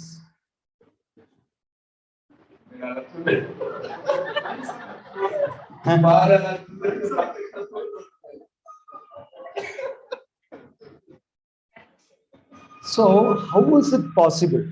I was thinking when I heard this, how is it possible? How Dakshinamurti imparted knowledge without words, and how the rishis understood? How? ప్రభుకి అర్థమయ్యేది కాదంటే ఏంటి just అలా వీక్షణ ద్వారానే ఋషులందరికీ ఎలా అర్థమైపోయింది ప్రభు చాలా ఆశ్చర్యంగా అనిపించేది. How is it possible? One of the Dakshinamurtis, please say. అది ఎలా సంభవం అవుతుంది మీరు చెప్పగలుగుతారా? Is it simply a mythology or will it happen? Yeah, you have an answer? That is, their wavelength is completely attuned with each other. Dakshinamurti's wavelength is completely attuned with the wavelength of the rishis. So if the wavelength is same, information passes very fast. ఇది ఎలా సంభవిస్తుంది అంటే ఇది మనసు ద్వారా సంభవిస్తుందని చెప్పి చెప్తున్నారు. ఇక్కడ ఋషుల యొక్క వేవెంతి ఎలాగా ఉంటుందో అలాగే దక్షిణామూర్తి యొక్క వేవెంతి ఎలా ఉంటుందో ఋషుల యొక్క వేవెంతి కూడా అలాగే ఉంటుంది. కాబట్టి ఆ సమాచారం అనేది చాలా త్వరగా వెళ్ళిపోతుంది. That's why they say there are three kinds of sishyas. అందుకనే చెప్తారు మూడు రకాల శిష్యులు ఉన్నారు. The first kind of shishya, even if the guru gives instructions after instructions, page after page, he will still not understand. ఒక రకం శిష్యుడు ఎలా ఉంటారంటే గురువు గారు ఎన్ని బోధన చేస్తున్నా కూడా అందరూ పేరు చెప్తున్నా కూడా అతనికి ఏ మాత్రం అర్థం కాదు. When guru says cat, shishya will say dog.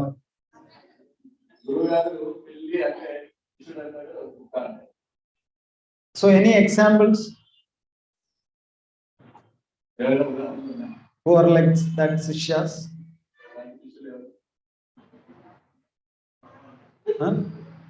We should all raise our hands.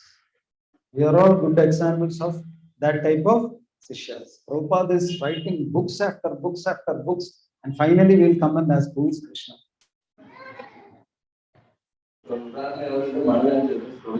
ఎందుకంటే ప్రభుపాద గారు వందల పుస్తకాలు రాశారు. The second type of disciple is he will do exactly as Guru gives instruction. The Guru says sit, he will sit. Stand, stand. Exactly he will follow Guru's instructions.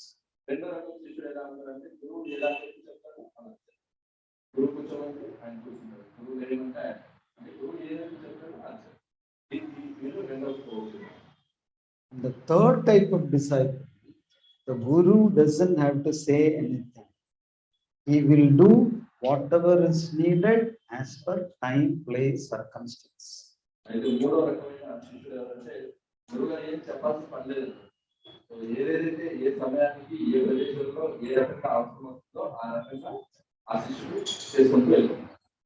Anjaneya Swami is a person like that.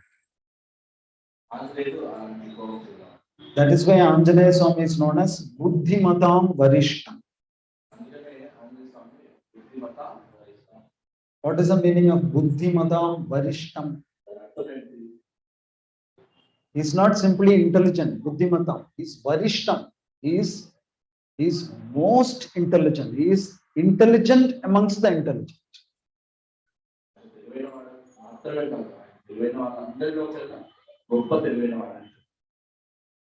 That's why when Sita Devi was, Rama sent a ring with Hanuman to be given to Sita Devi when Hanuman sees Sita Devi. And Hanuman took darshan of Sita Maya. And then they had a wonderful conversation. It's in Ramayana. And finally, Anjaneya Swami is giving that ring to Sita Maya. And suppose you want to give something to someone, like, see, I want to give this to someone. So what do? I will do like this. Okay. And what will the receiving person do? He will do like this. Isn't it? That is the usual way of doing it. But Anjaneya Swami did not do like this. He did like this. Why? That is Buddhimadam Varisha.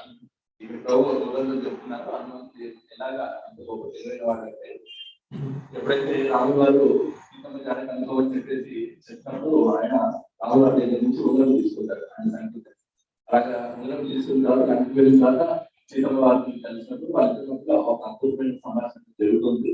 అయితే ఆ సంభాషణలో హనుమంతుల వారు సంభాషణ అయిపోయిన తర్వాత రాములు వారి యొక్క చిత్రంగా ఆయన ఉంగరం ఇస్తారు. మనం ఎవరికైనా ఏదైనా ఇచ్చినప్పుడు మనం ఎలా ఇస్తామంటే పైన ఇస్తాము, కింద వాళ్ళు తీసుకున్న ఇలా తీసుకుంటాం. అయితే ఆంజనేయుల వారు ఉంగరాలు ఎలా ఇస్తున్నారంటే ఇలా ఇస్తున్నారు. ఎందుకు అలా ఇస్తున్నారు?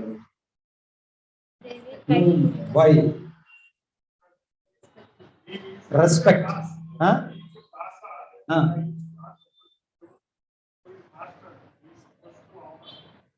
Okay. So why did he keep like this? It's like offering. Okay. Okay.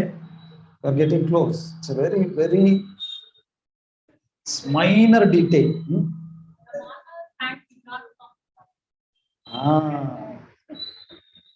Anjaneya Swami was thinking, she is Jagannatha, she is Mahalakshmi. Her hands should be like this, and our hands should be like this. So her hands should never come down in front of me. So that is why Anjaneya Swami, what he did? He did like this. So what will happen? Sita Maya's hand will come up. Anjaneya Swami's hand will come.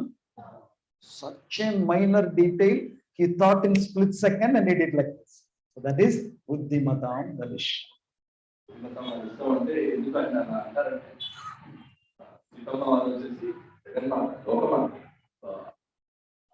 గొప్ప తల్లి దగ్గర ఎప్పుడు కూడా ఆమె దగ్గర నుంచి తీసుకోవాలి కానీ ఆమెకి ఆమెను మన దగ్గర నుంచి తీసుకునేలాగా ఉండకూడదు. అందుకని ఇలాగ ఎప్పుడైతే ఇలా పెడతారో అప్పుడు సీతమ్మ వారి యొక్క చేయొచ్చింది.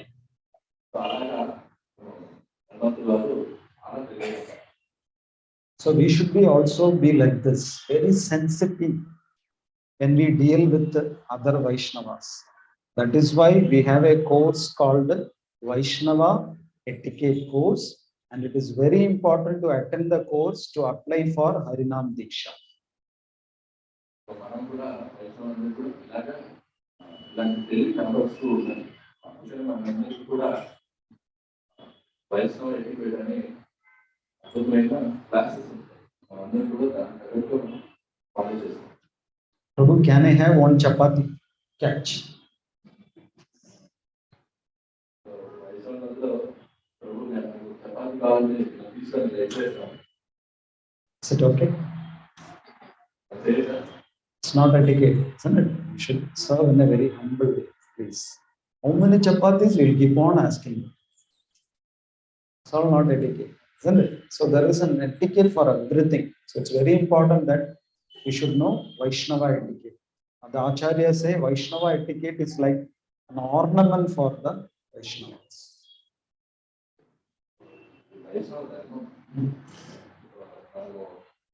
ఎన్ని చపాతీలు అడుగుతారు ప్రభు అని చెప్పేసి అనుకోండి. ఎందుకంటే ఈ వైష్ణవ ధర్మం అనేది మనకి ఆవరణం. అందుకని మనందరం కూడా ఈ వైష్ణవ గుణాలనేవి మనం అందరం కూడా నేర్చుకోవాలి అని చెప్పేసి. So the second word is Madhva. Brahma Madhva. So who is Madhva?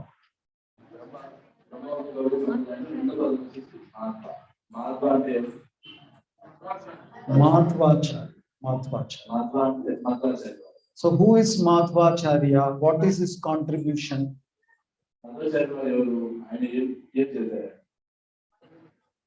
He is Vayuputra, fine. But what is his contribution? What is his Siddhanta? All Acharyas will contribute a Siddhanta. Okay. So what is the Siddhanta of Madhvacharya?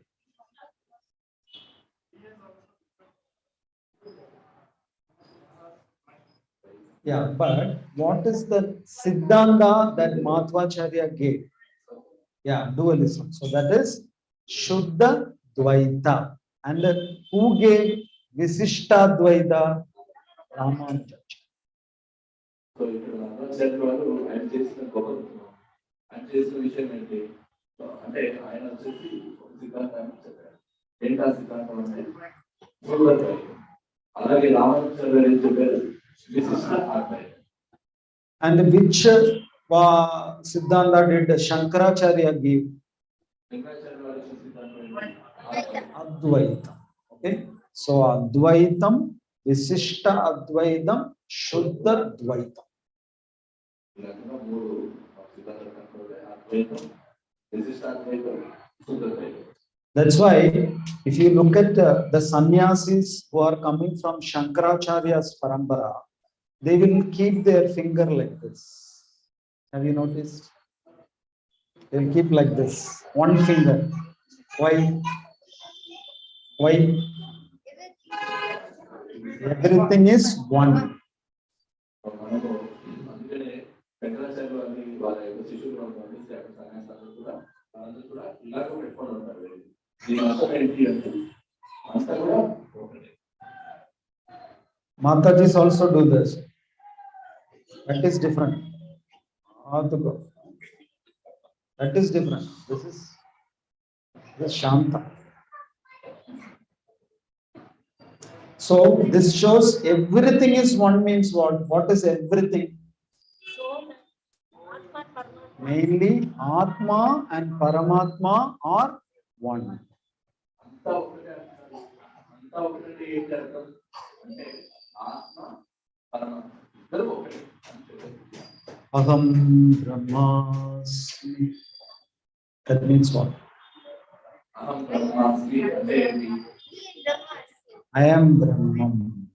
So they have another chant. Soham. Soham means I am that. అహం బ్రహ్మాస్మి అంటే నేను బ్రహ్మన్. బ్రహ్మన్ అంటే నేను. సోహం అనే పదంలో వింటాను. సోహం అంటే అదే నేను. We go to Shabarimala, in front of the temple, there is one word. Have you noticed? Tattvamasi. కరుణలో ఈ ఒక పదం కనబడుతుంది. ఎప్పుడైనా గమనించారా? ఆ పదం పేరు తత్వమసి. Tattvamasi. You heard that? Tattvamasi. You heard that word before? What is the meaning? Tat Tvam Asi. That is Tattvamasi. Tat plus Tvam plus Asi. తత్వమసి అనే పదానికి అర్థం తెలుసా? సో తత్వమసి అని పిలుస్తారు. Tat means that, Tvam means you, Asi means one. You are that. తత్వమసి అంటే తత్ అంటే అది, త్వం అంటే నువ్వు, అసి అంటే You are that. That. నువ్వు అది అంటే. So it's actually a Upanishad Vakyam, but the Advaitavadis say that you are that means you and Krishna or you and Brahman are one. But that is wrong. అద్వైతవాదము ఇక్కడ తత్వమసి అంటే అర్థం ఏంటంటే అదే నువ్వు అంటే నువ్వు పరమాత్మ కృష్ణుడు ఒకటే అంటుంది. కానీ అది ఒకటే ఎలా అవుతుంది అని కాదు. So what is the real meaning of Tattvamasi? నిజమైన అర్థం ఏంటి తత్వమసికి? You are that. That is correct. You are that. Tattvamasi is correct. But what is the real meaning?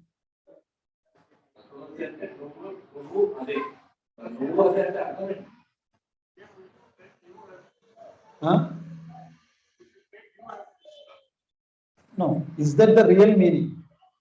You are that. What is the real meaning? Huh? Pardon? Yeah. Qualitatively one. That is, you are that same part only. You are that same fragment of Brahman only. You are not different. You are coming from Krishna. You are that part and parcel.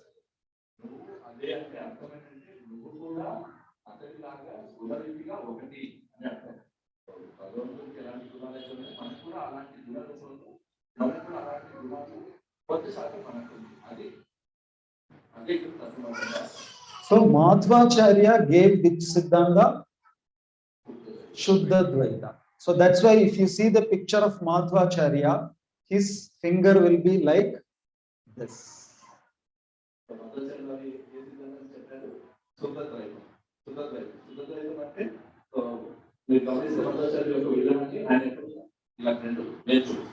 So what does this mean?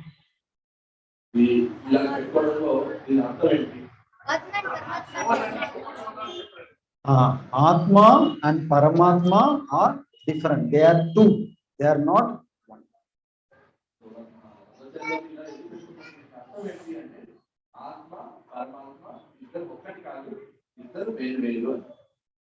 And if you go to traditional Vishnu temples, there Jaya Vijaya's hands, have you noticed?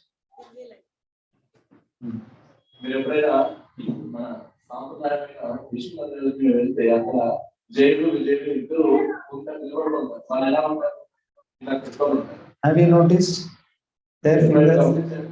How they keep? How will Jaya Vijaya keep their fingers? Like this or like this? Or how they'll keep like this? Or they'll keep like this? This? Two fingers? Sure. Actually, if you closely watch, in some temples, they have actually Jaya Vijayas have Sarupya. What is Sarupya means what? They look exactly like Vishnu. So in some temples, they will hold Shankar and the Chakra. But in some temples, if you closely watch, they will show like this. There it doesn't mean Advaitam. There it means the Paramatma is here, inside. Don't get confused. It's inside.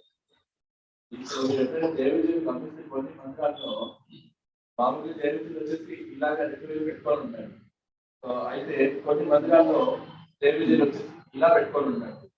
ఇలా పెట్టుకున్నాడు అంటే అర్థం ఏంటంటే నేను కాదు దేవదేవుడు, దేవదేవుడు ఎవరు? లోపల ఉన్న వ్యక్తి అందరూ శ్రీకృష్ణ పరమాత్మ. ఆయనే నిజమైన భగవంతుడు చెప్తూ ఉన్నారు.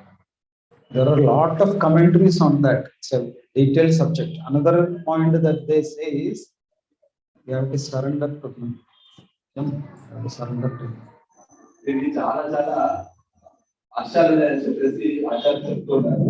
ఇంకొక రకమైన అర్థం ఏంటంటే మనము ఆయనకి శరణాగతి పొందాలి అనే విషయం కూడా మనకి చెప్తున్నారు. ఇక్కడ ఇలా చూసినట్టే మన అంశాలు ఎవరు దేవాదేవుడైన శ్రీకృష్ణ భగవానుడు ఆయనకి కూడా శరణాగతి పొందాలి అర్థం చేసుకోవాలి. He is the one supreme Lord. That is also another meaning. He is the one supreme Lord. ఇంకొక అర్థం ఏంటంటే ఆయనే ఏకైక దేవాది దేవుడు. And he is the one Parama Satyam. There are so many Satyams, but Parama Satyam, that is he. ఇంకొక అర్థం ఏంటంటే ఎన్నెన్నో సత్యాలు ఉన్నాయి కానీ ఆయన ఒక్కడే పరమ సత్యం అని అర్థం. That's why in Vyasadeva, the very first shloka of Srimad Bhagavatam, he is reminding us of that. What he is saying in the last sentence of that shloka, first shloka, Satyam Param Dhimahi. That is, you have to don't simply meditate on Satyam. You have to meditate on Satyam Param, not simply Satyam, Parama Satyam. You have to meditate. Who is that?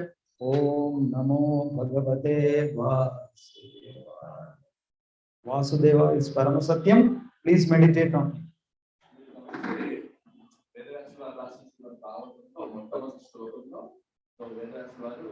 ఈ రకంగా ఆ శ్లోకం చివరిలో ఇలా చెప్తారు. సత్యం పరం ధీమహి. సత్యం పరం ధీమహి అంటే ఇక్కడ అర్థం ఆ పరమ సత్యాన్ని మనం పూజించాలి. అందుకనే ఆ శ్లోకం మొదలు కూడా రాసివారు ఎలా రాస్తారు? ఓం నమో భగవతే వాసుదేవాయ. Actually, we can have a lot of sessions on all the three sampradayas, but since we don't have time, we'll go in a little detail into our sampradaya. Even our sampradaya has got a very vast history. We'll not go into that. చెప్పాలంటే ఈ మూడు సంప్రదాయాలు చెప్పాలంటే ఎంతో వివరంగా చెప్పాలి. సమయం అంత లేదు కాబట్టి ఈవెన్ మన సంప్రదాయం చెప్పాలంటే చాలా సమయం పడుతుంది. అయితే మన సమయం తక్కువగా ఉంది కాబట్టి మన సంప్రదాయం కొంచెం ఎక్కువగా చెప్పుకున్నాం.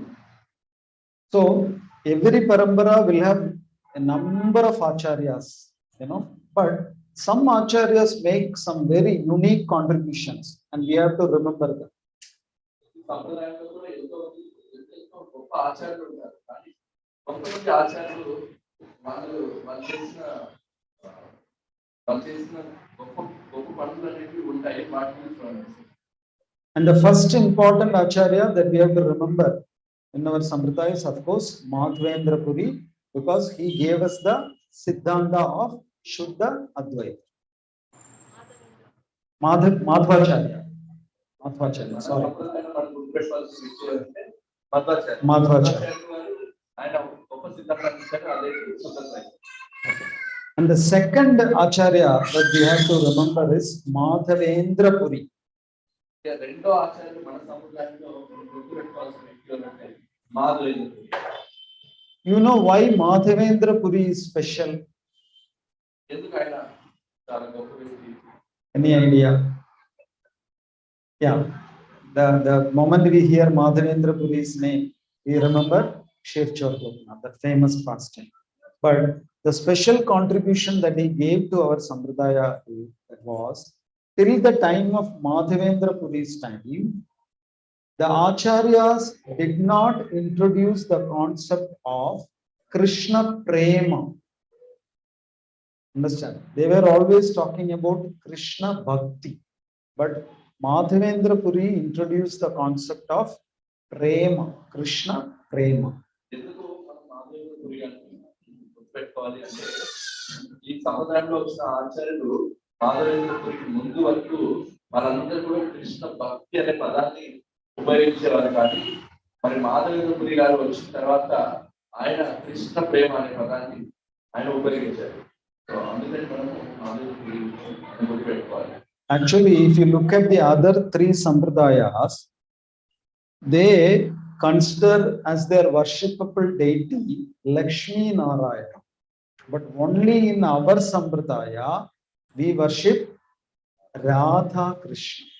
మనము ఇంకా మూడు సంప్రదాయాలను గమనిస్తే ఆ మూడు సంప్రదాయాల వాళ్ళు కూడా ఎవరిని పూజిస్తారు అంటే లక్ష్మీనారాయణ పూజిస్తారు. అయితే మన సంప్రదాయం కోసం మనం ఎవరు పూజిస్తాము? So if you worship Lakshmi Narayana, where will you go? Vaikunta. And if we worship Radha Krishna, where will we go?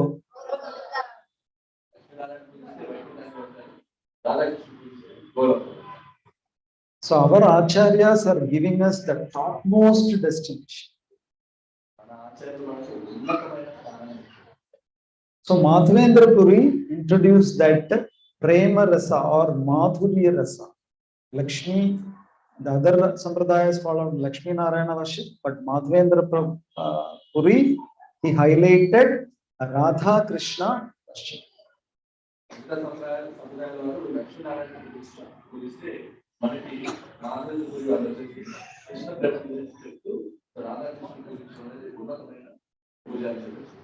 And it was followed by Madhavendra Puri's disciple.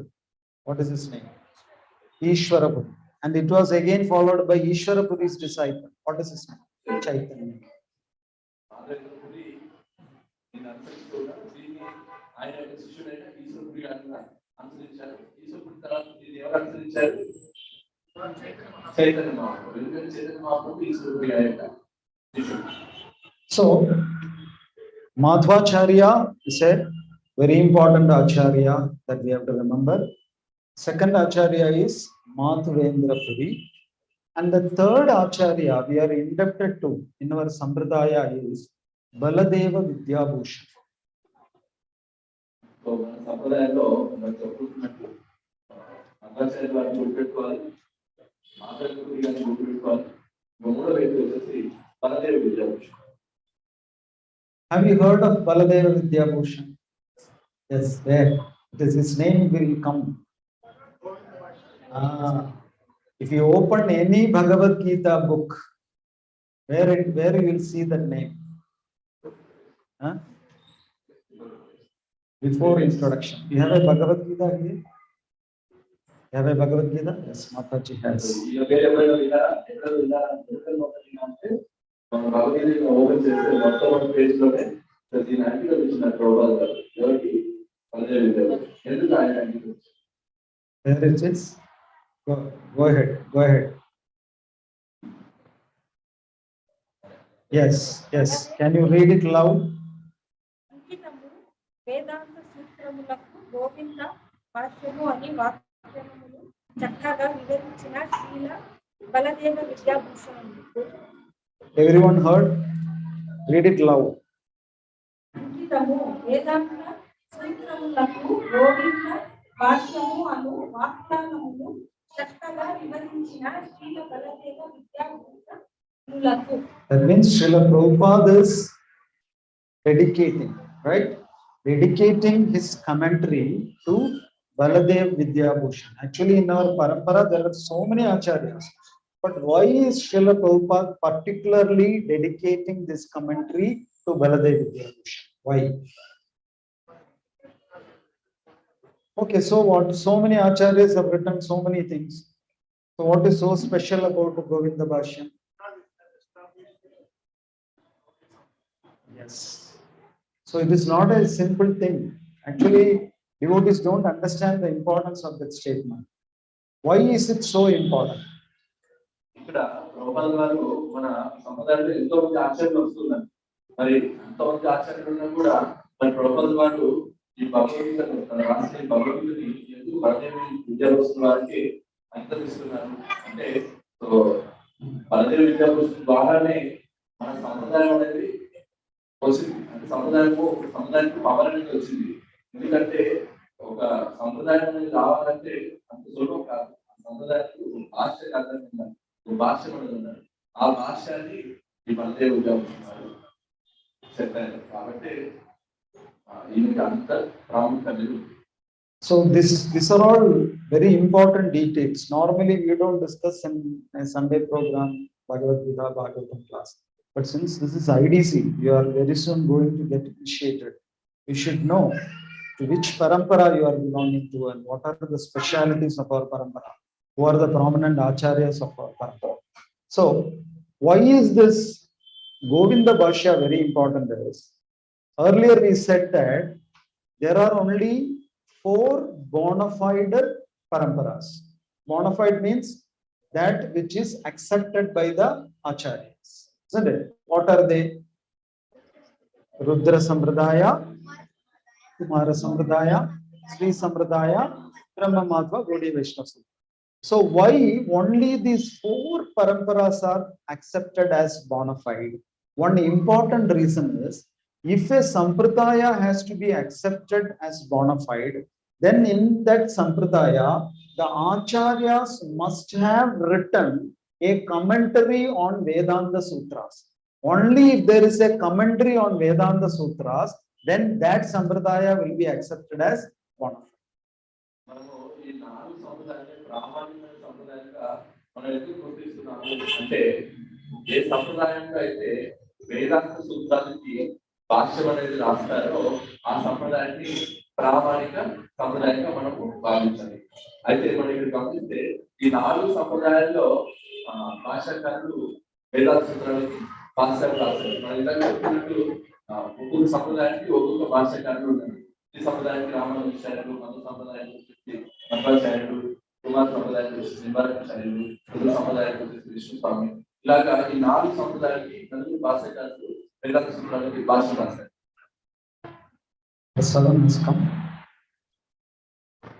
So we can continue. So Vedanta Sutras, isn't it? So only if an Acharya has written a commentary on Vedanta Sutras, then that Sampradaya will be accepted as bona fide. Now, why is Vedanta Sutra so important? Or before that, what is Vedanta Sutra? ఇక్కడ ఈ సంప్రదాయం ఎప్పుడు ప్రామాణికం అవుతుందంటే వేదాంత సూత్రాలపైన మన ఆచార్యుల ద్వారా భాషలు రాస్తే అప్పుడు ఆ సంప్రదాయం అనేది ప్రామాణికం అవుతుంది. అయితే ఎందుకు వేదాంత సూత్రాలపైనే భాష రాయాలి? అసలు ఇంకా వేదాంత సూత్రం అంటే అర్థం ఏంటి? What is Vedanta Sutra?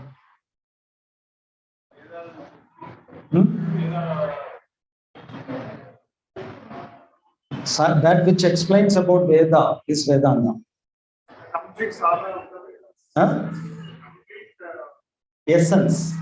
Essence of Veda. Yes.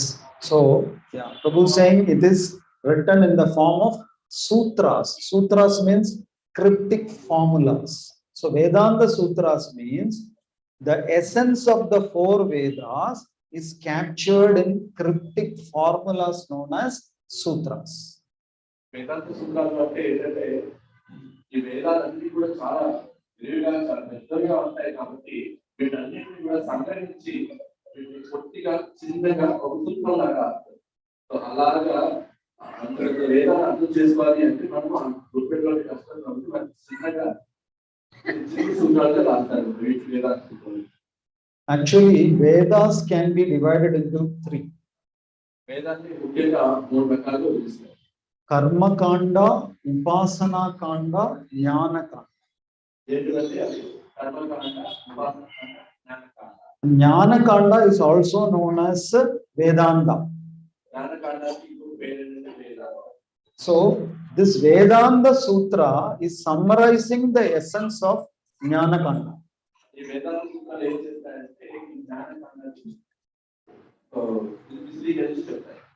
And there are 555 aphorisms in Vedanta Sutra.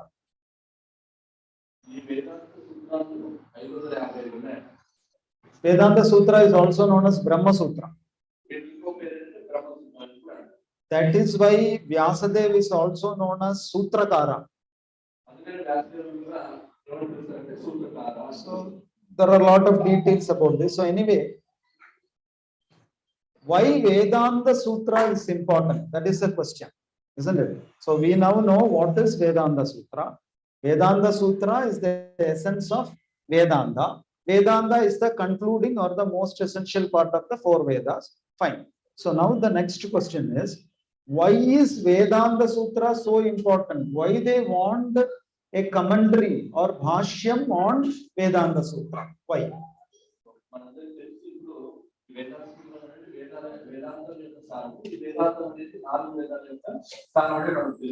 అయితే ఇక్కడ ఎందుకు వేదాంత సూత్రాలపైన భాష్యం రాయడానికి అంతగా ఉపయోగిస్తున్నారు? దీనికి కారణం ఏంటి? It's a bit technical, but just for information, you know this.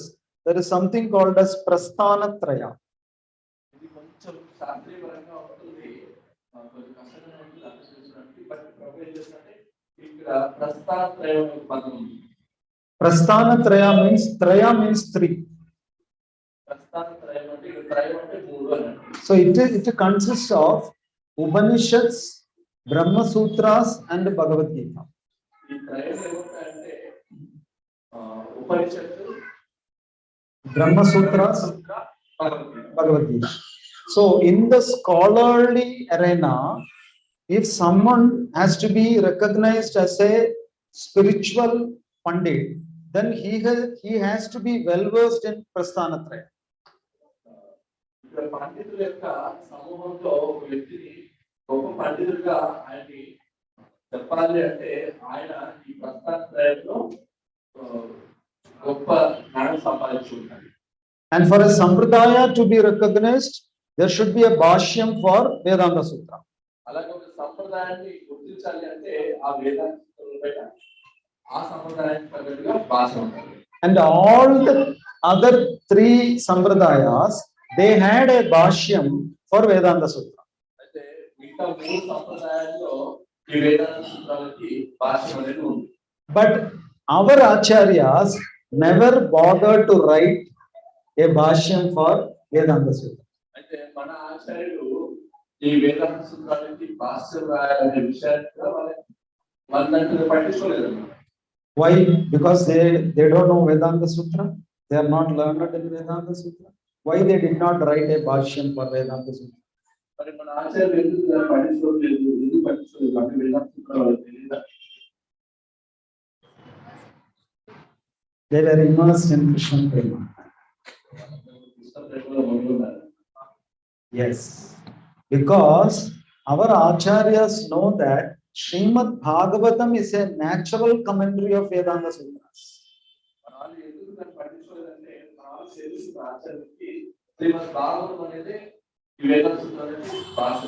So our acharyas understood that there is no need to write a commentary, because who is the author of Vedanta Sutras? Vyasadeva. And who is the author of Srimad Bhagavatam? Vyasadeva. So the author himself has written a commentary. Then why should we write another commentary? So our acharyas did not write a commentary for Vedanta Sutras. ఎందుకు మన ఆచార్యులు భాష్యం రాయలేదు అంటే మనం గమనిస్తే వేదాంత సూత్రాన్ని ఎవరు రచించారు? వ్యాసదేవులు గారు. అలాగే శ్రీమద్ భాగవతాన్ని ఎవరు రచించారు? వ్యాసదేవులు గారు. అంటే ఈ వేదాంత సూత్రాలకి భాష్యాన్ని శ్రీమద్ భాగవతంగా శ్రీ వ్యాసవారు ఎప్పుడో రాస్తున్నారు. ఇంకా అలా ఆల్రెడీ ఒకటి ఉన్నప్పుడు మళ్ళీ కూడా రాసిన అవసరం ఉంది. కాబట్టి మన ఆచార్యులు గారు వేరే వేదాంత సూత్రాలకి సపరేట్ గా భాషను రాయలేదు. ఎందుకంటే ముందుగానే వ్యాసదేవులు గారు భాషని రాశారు శ్రీమద్ భాగవత రూపంలో. Is it becoming very technical? Very technical? Or you are understanding? It's okay. Sorry if it is too technical. We will simplify. Anyway, so they did not write. Okay, now we'll not go into much details. So what happened is, a big Veda Sadas was happening in Jaipur. అయితే ఏం జరిగిందంటే అర్థం కావట్లేదంటే ప్రభు ఎంత సునాసంగా చెప్తారంటున్నారు. ప్రభు ఏంటంటే ఒకసారి ఈ పండితుల సమావేశం అనేది జైపూర్లో జరిగింది. And there were so many brahmanas or educated people who were very envious of our acharyas, the sampradaya, the acharyas coming in our sampradaya. అంటే ఆ పండితుల సమావేశంలో అక్కడ కొంతమంది బ్రాహ్మణులు ఉండేవారు. ఆ బ్రాహ్మణులకి మన ఆచార్యులు అంటే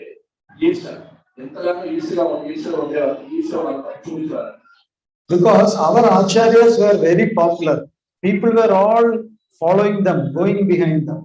ఎందుకు వాళ్ళకి అంత ఈర్ష్య ఉండేదంటే మన ఆచార్యుల్ని ప్రజలందరూ కూడా అనుసరించేవారు అన్నమాట. అలా చూసినప్పుడు వాళ్ళకి మన ఆచార్య పట్ల ఈర్ష్య కలిగేది.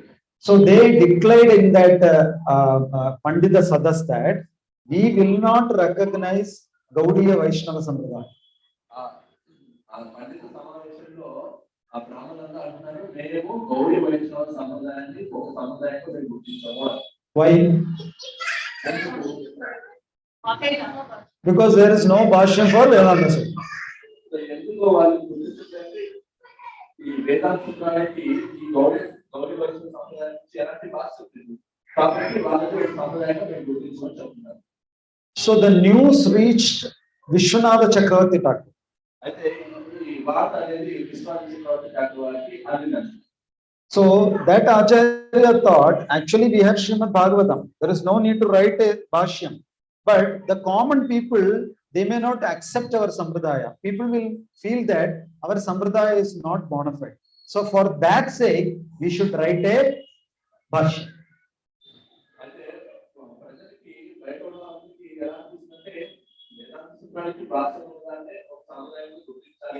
అని అనుకుంటారు. కానీ శ్రీమద్ భాగవతం అనేది సహజమైన భాష్యం అనే విషయం మనకి అర్థం కాకపోవచ్చు.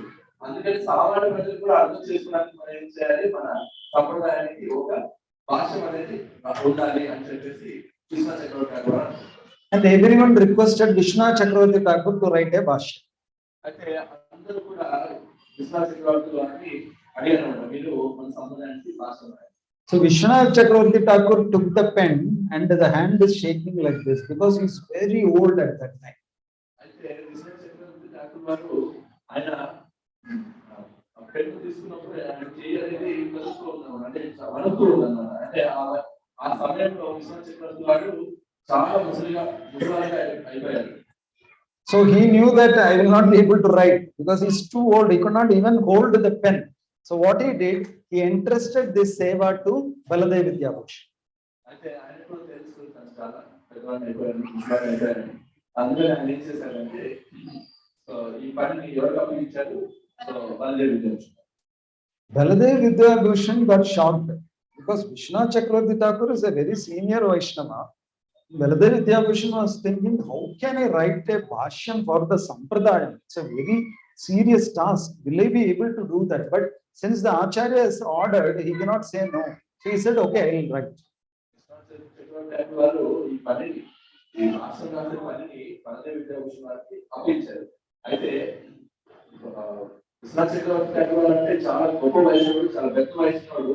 నేను వచ్చేసి ఒక సాధారణమైన వయసులోని, బట్ నాకు ఇంత పెద్ద పని అప్పగించారు, నేను చేయగలుగుతానా అని చెప్పేసి ఆయన ఆచార్య చెప్పారు. బట్ నేను చేయాలి కాబట్టి దానికోసం ఆయన ఒప్పుకున్నాను. Baladev Vidyabhushan is qualified. He is very knowledgeable person, but he is very humble. He is feeling that how can I write this? So what he did, he went to the temple of Govindadev. In Jaipur, the Govindadev temple is very famous. యాక్చువల్గా బలదేవ్ విద్యాభూషణ్ కూడా చాలా గొప్ప వ్యక్తి, చాలా పాండిత్యం కలిగిన వ్యక్తి. అయితే ఆయనకి అంతే వినయం కూడా ఉంది కాబట్టి ఆయన అలాగా మనకు కనపడతాడు. కానీ బలదేవ్ విద్యాభూషణ్ ఎప్పుడైతే ఆయన ఆచార్య దగ్గర నుంచి ఈ గొప్ప పని వస్తుందో ఆయన ఇమీడియట్గా ఏం చేస్తారంటే జైపూర్లో గోవింద స్వామి టెంపుల్కి వెళ్తారు, మందిరానికి వెళ్తారు. జైపూర్లో రాధా గోవింద అనేది చాలా famous. And he went and prayed to Govindadev. He said, "Oh Lord, I am not qualified to write this very important book. This is going to decide the respectability of our sampradaya. So please empower me." So Govindadev said, "Don't worry, I am empowering you. Whatever you write will be accepted, and I will write through you." And Govindadev personally gave him knowledge, and with the blessings of Govindadev, he wrote the sutras bhashyam, and that's why he named the bhashyam as Govinda Bhashyam. Jai Shri Govindadev ki jai. ఎప్పుడైతే ఈ బలదేవ్ విద్యాభూషణ్ ఎప్పుడు గోవింద స్వామి వెళ్తారో, గోవింద స్వామి దగ్గర ఆయన అడుగుతూ ఉన్నాడు, నాకు ఎలాంటి అర్హత లేదు గోవింద, నాకు ఇప్పుడు కార్యాన్ని అప్పగించారు, నన్ను ఏం చేసేది అని చెప్పేసి తీరంగా గోవింద దగ్గర మొదలుపెట్టుకుంటే గోవింద అంటారంట, నువ్వు ఈ విషయం గురించి ఏమాత్రం చింతించాల్సిన పని లేదు, నేనే ఈ సంప్రదాయాన్ని నేనే రాస్తాను, నేనే మీకు ఆ తెలివితేటలు ఇస్తాను అని చెప్పేసి గోవింద భగవానుడు బలదేవ్ విద్యాభూషణానికి జ్ఞానాన్ని ఇస్తాడు. సో అలాగా నువ్వు ఏదైతే చెప్తావో అదే భాష అని చెప్పేసి గోవిందుడు చెప్తారన్న తర్వాత బలదేవ్ విద్యాభూషణ్ దీనికి భాష. The prasadam has come. I can also smell some burnt smell coming from the stomachs. So we will stop here and we will continue with the same topic. This is a very same important topic that we all have to understand tomorrow. Okay. Hare Krishna. Jai Shri Prabhupada ki jai.